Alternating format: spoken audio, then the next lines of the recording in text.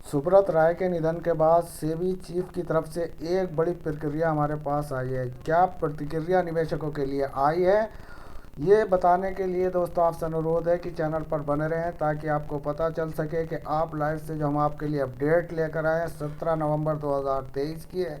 सुब्रत राय के निधन के बाद क्या रुक जाएगी सहारा इंडिया पर होने वाली कार्रवाई, जाने चीफ ने क्या दिया जवाब। बड़ी अपडेट जो दोस्तों ये आपके लिए लेकर आए।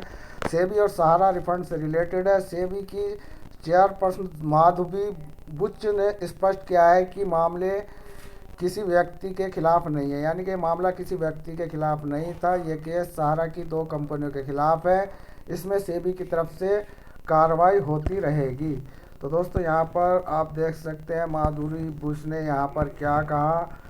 सहारा इंडिया परिवार के संस्थापक सुब्रत राय का निधन हो गया है। इसके बाद से ही उनके खिलाफ चल रहे मामलों का संशय बना हुआ था। हालांकि सेबी ने साफ कह दिया है कि ये केस बंद नहीं होंगे। इस पर जानकारी देते हुए सेबी के चेयरपर्सन ने माधवी पूरी बुच ने कहा कि ये मामले की किसी व्यक्ति के खिलाफ नहीं थे, ये सहारा की 2 कंपनियों के खिलाफ चल रहे मामले हैं। सुप्रीम कोर्ट द्वारा नियुक्त समिति जो भी निर्देश देगी हम उसका पालन करेंगे। सहारा के निवेशकों को 25,000 करोड़ रुपया लौटाने पर उन्होंने कहा कि जिन लोगों ने भी उचित दस्तावेज पेश किए उनका पैसा वापस कर दिया गया है।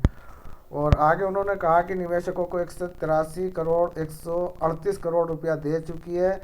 सेबी ने 31 मार्च तक निवेशकों के करीब 138 करोड़ रुपया लौटा दिए थे। निवेशकों को कुल 25,000 करोड़ रुपया वापस किया जाना है। फिक्की के कार्यक्रम में भाग लेने के बाद सेबी की चेयरपर्सन ने स्पष्ट किया कि किसी व्यक्ति के चले जाने से कोई फर्क नहीं पड़ेगा, यानी कि सारा सुब्रत राय के मर जाने से यहाँ पर किसी पर कोई फर्क नहीं पड़ने वाला।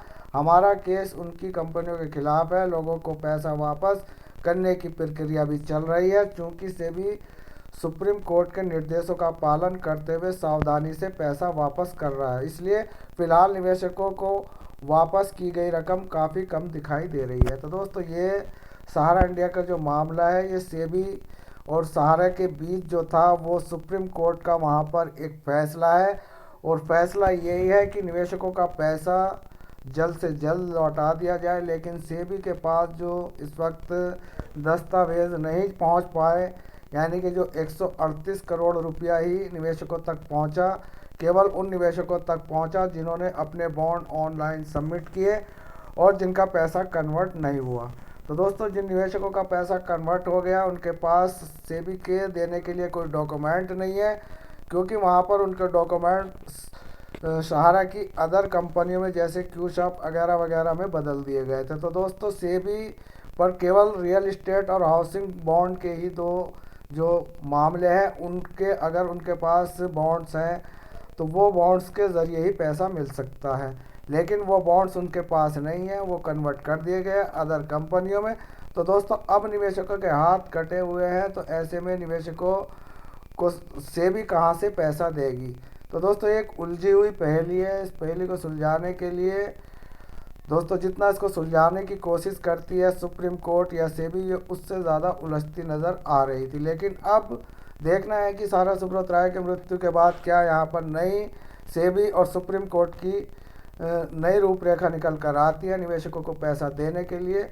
तो दोस्तों इस पर हम नज़र बनाए हुए। तो मिलता है फिर किसी नेक्स्ट न्यू अपडेट में। धन्यवाद। जय